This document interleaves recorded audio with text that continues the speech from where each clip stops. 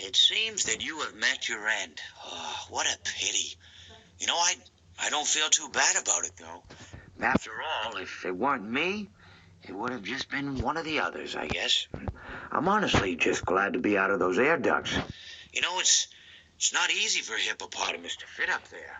And not easy to get down either. And not as young as I used to be, as you can see. I used to be able to do all sorts of things. You're young, you're vibrant, you have that sort of pep in your step. It reminds me of a conversation I was having with one of my good friends, Orville. We were having a nice picnic one day. I believe it was summer. No, perhaps it was... Was it the fall? Yes. It was the fall because the leaves had turned already. But I said to Orville, I says, Orville, I have a story to tell you. And Orville looked at me, kind of odd and said, well, what's it about? I said to him, not every story has to be about something, Orville.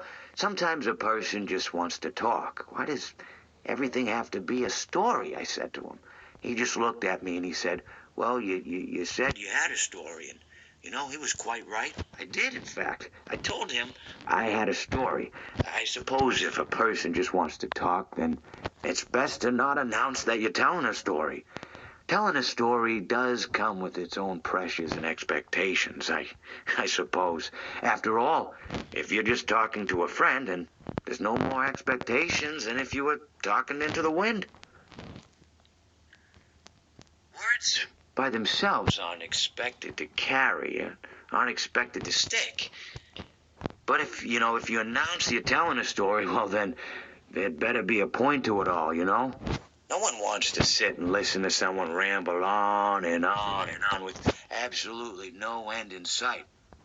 So, it's good to be mindful that when you tell someone that you're about to tell a story, that you have something to say.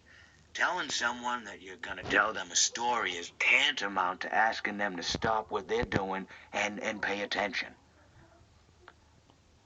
You're basically saying, hey, buddy, stop everything. Stop what you're thinking. I have a solution to everything. And, well, I didn't really have any story to tell.